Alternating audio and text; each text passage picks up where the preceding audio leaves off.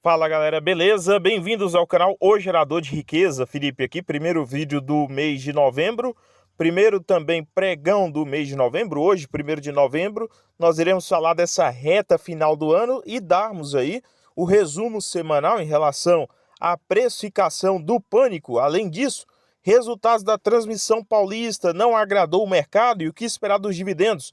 Banco do Brasil, processo trilionário faz preço além dessa próxima semana, essa semana também de anúncio de resultados, anúncio também de proventos, preço atrativo no momento, e Auri 3, resultados de incorporação da ES Brasil. Falaremos um pouco mais sobre essa reta final, além de mudança da CVM em relação aos profissionais do mercado financeiro. Indo para o comportamento dos papéis no pregão de hoje, vamos começar falando da transmissão paulista, que fechou nos 24,10. Eu até esperava que pudesse, aliás, fechar abaixo dos R$ 24. Não aconteceu, paciência. Então, novos aportes abaixo aí dos 24. Eu tenho duas ordens que eu vou compartilhar com vocês. Uma delas aí nessa faixa, que fechou hoje, né, aí entre os 24,5, 24,8, a outra abaixo dos R$ 24. Banco do Brasil nos 26,09, uma ordem também abaixo dos R$ 26, mais ali no fracionário, pequena ordem para aporte disciplinar e também com pensamento em proventos logo logo. Semin 3, 6,18, 0,14%, acima dos R$ 6, fechamento da semana, e também, né, fechou outubro aí acima dos R$ 6, além de Caixa Seguridade ser hoje o único papel com alta na carteira, tá? Então, 0,97% de alta, 14,54%. Além de Vale hoje, certa queda, mas laterizada aí nos R$ 62. E Irani, que, né, chegou a subir ontem de ontem, na verdade, né, chegou no 7,87, ontem fortes quedas, e hoje novamente com mais quedas. Para mim, nos R$ 7 começa a olhar novamente para novos aportes, criação de novas ordens. O mercado vai bater muito nesse resultado, que eu irei comentar também no decorrer do vídeo, e o mercado também está precificando as small caps num espaço de curto tempo, né? Um tempo que você tem uma alta muito forte na taxa de juros e também uma precificação de todos os ativos de risco, além das eleições americanas. Para começar falando disso, vamos começar falando do dólar, né? Chegando aí a números históricos, maior número desde a pandemia, o maior número da história. Então, 5,87, né, para cada a paridade para cada dólar, 5,87 real. Se você pegar lá na pandemia, esse número chegou ali na casa de 5,70 e tudo mais. 2021 também teve, né, que é aquele ano que começa a sair o foco um pouco da pandemia e voltar o foco para as eleições. Você teve esses números altíssimos. O que nós tivemos para colaboração disso? Nos Estados Unidos nós teremos agora eleições com Trump. É aquilo, né, aquela questão de medidas contra a China e, né, os parceiros comerciais da China também vão sofrer. Seria isso. Com a candidata Kamala também sofreria, né? Nós teremos aí fortes impactos no sentido de inflação. E, né, mesmo assim, o que nós tivemos? Nós tivemos aqui a velha discussão sobre o fiscal. Você tem um programa agora, um pacote de corte de gastos? Não, ainda não está pronto, deve ficar para 2025.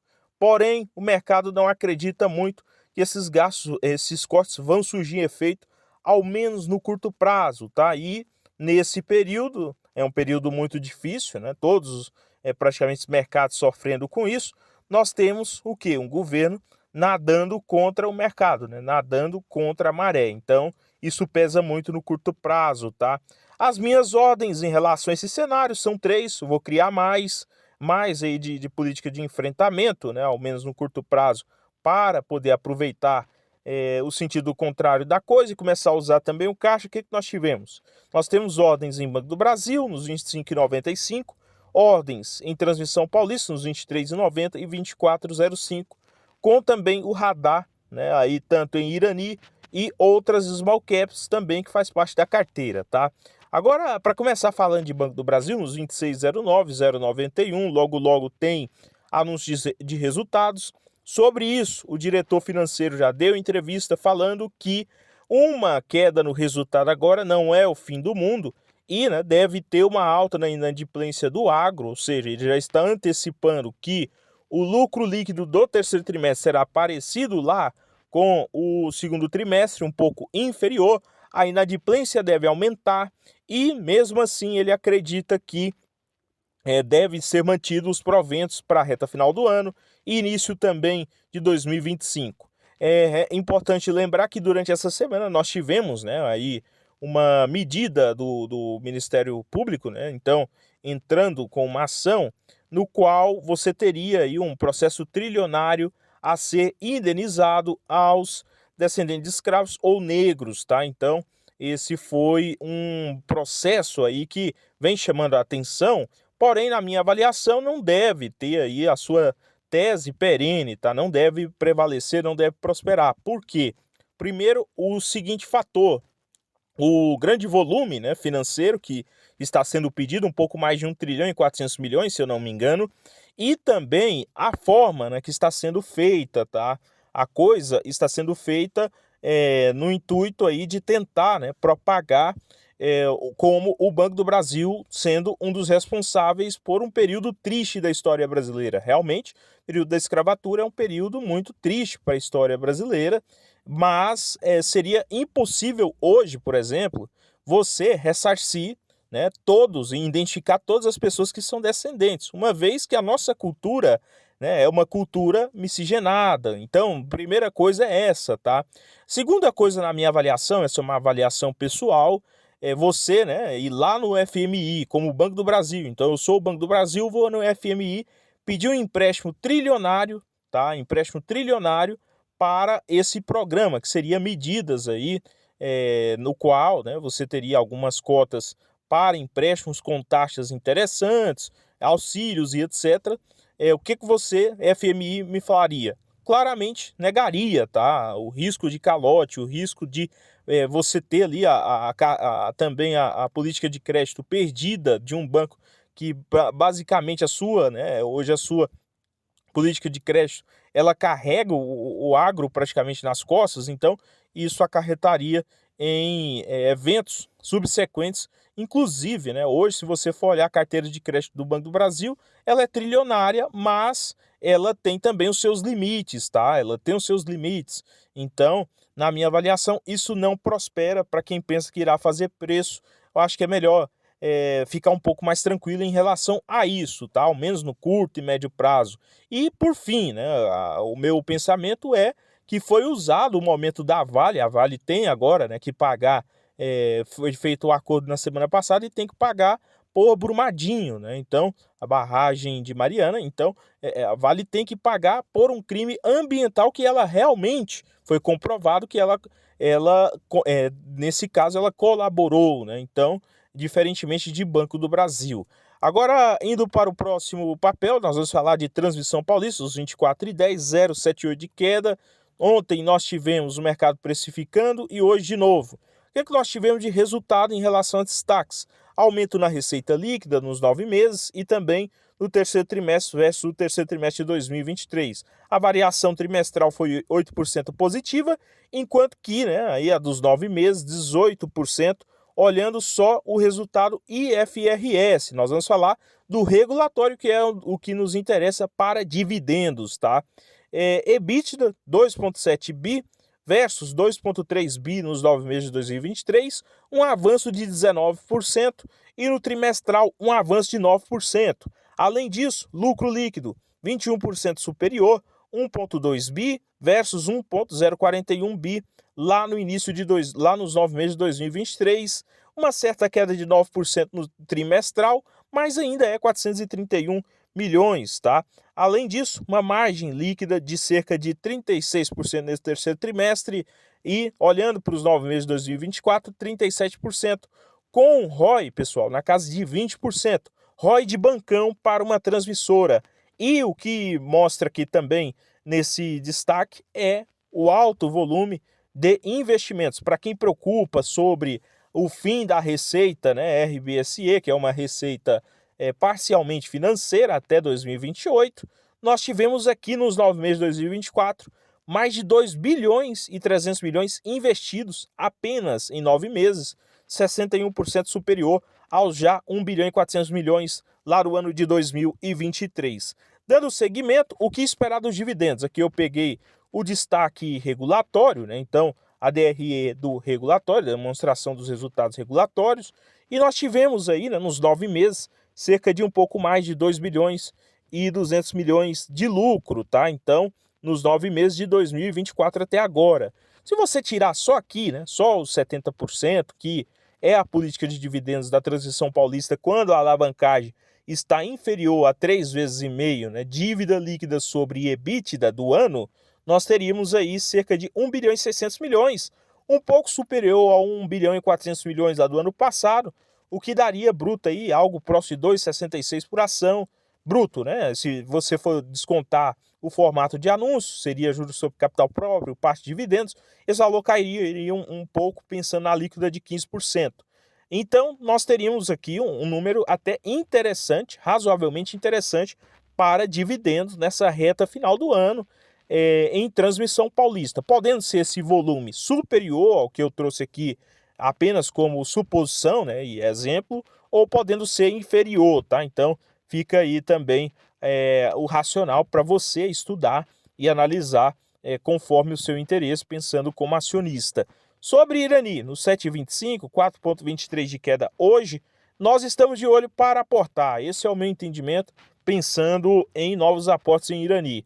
A companhia não entregou um bom ano, esse é o meu entendimento até agora, podendo ter, né, talvez uma melhora no quarto trimestre, ali, fechamento do ano, mas sejamos justos que não é o ano da Irani, né? Então, se você olhar a receita, praticamente igual aos 9 meses de 2023, com um pouco mais de 1 bilhão e 200 milhões. Se você olhar nesse trimestre aí, 426 milhões de receita líquida de vendas, um pouco superior aos 393 milhões lá do segundo trimestre de 2024 e superior em praticamente 20 milhões ao terceiro trimestre de 2023. Marcado, né, aí pelo aquilo que eu tinha falado do crescimento do mercado interno, tá? Que vinha sendo aí mostrado muito forte no segmento de embalagens, podendo ter essa recuperação maior ainda no quarto trimestre. Porém, quando nós vamos para a parte de lucro líquido, é essa aqui que eu acho que está decepcionando o mercado, né? Nós tivemos aí nos 9 meses de 2024 cerca de 118 milhões de lucro, versus 376 milhões lá no ano passado. Claro que no ano passado, cerca de 150 milhões, se eu não me engano, foi apenas de valor recebido, né, através de impostos cobrados de maneira indevida em Santa Catarina. Mesmo assim, é um número muito inferior, cerca de 66% inferior ao mesmo período do ano passado, ficando com a margem líquida ali na casa de 10%, 9,8%, esperando a recuperação. Então, esse momento da minha avaliação é de acompanhamento do papel e também, né, de congelamento ali, estudando o comportamento, se vai abaixo dos R$ 7 ou no 7,10, 7,15 também, para novos aportes, pensando em dividendos de longo prazo. Sobre a Auren Energia, um dos papéis também que estão congelados na carteira, por enquanto, na minha avaliação, não tem sido alvo de mérito para aportes. É importante lembrar que a incorporação praticamente foi finalizada e qual que não é a novidade, tá? A AES Brasil dando novamente prejuízo. Então, 0,29% de queda hoje. Nós tivemos o quê? Nós tivemos a divulgação dos resultados da AES Brasil, que teve forte queda nessa reta final do processo, né? Então, o papel, antes de deixar de ser cotado aí e passar, né, a ser Auren Energia, ou quem decidiu receber o valor na sua conta, teve aí cerca de 23% de queda em AESB3.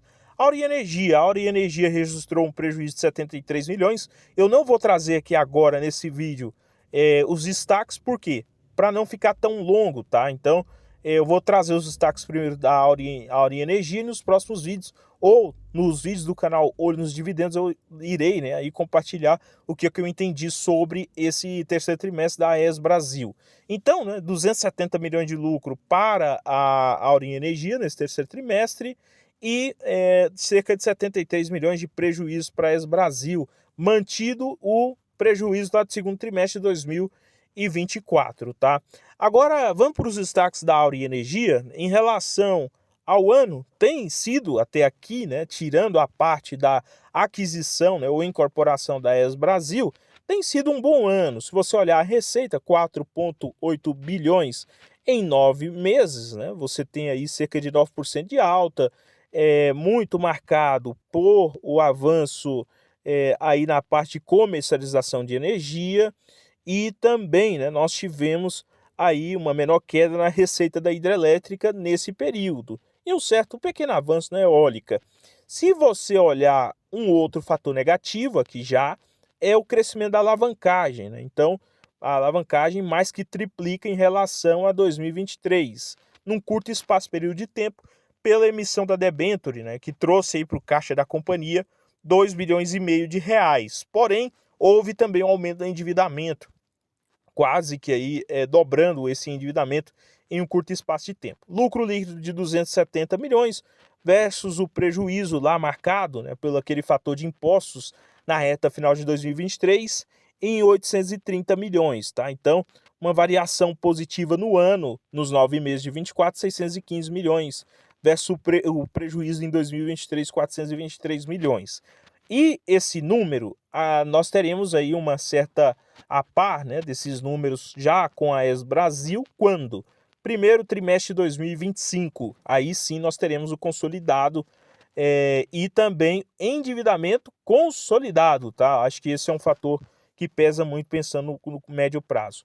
Hoje nós tivemos também entrando em vigor a resolução CVM 179, que, né, através disso nós podemos ter o acompanho de quanto o assessor de investimentos, o consultor de investimentos, irá ganhar em cada operação realizada na mesa ou também nas operações individuais, aí pensando no melhor, né, para os investidores, na intermediação entre esses valores, né, e também nos escritórios de investimentos e corretoras. Então, essas remunerações que tinham aí certos conflitos de interesse, agora é importante, você pode analisar ali quanto que a pessoa está ganhando para te oferecer um produto financeiro, sendo muito importante essa parte, né, a parte aí de que, né, você como investidor está correndo risco e quem, né, ali está te oferecendo está ganhando também em cima disso. Então, pessoal, o vídeo não representa uma recomendação de compra ou venda de ativos. Se gostou desse conteúdo, eu sugiro que você se inscreva-se nesse canal e também no canal secundário. Lá, né, o Olho nos Dividendos, eu vou deixar aqui no final, vou deixar no primeiro link da descrição do vídeo, para você acompanhar os vídeos do canal, vídeos diários, tá? No qual eu falo um pouco sobre a carteira, sobre os aportes e também sobre os cenários em relação às oportunidades. No mais, comente a sua opinião, comente o que você está fazendo e desejo a todos excelente novembro, excelente fim de semana e até o próximo. Bons aportes!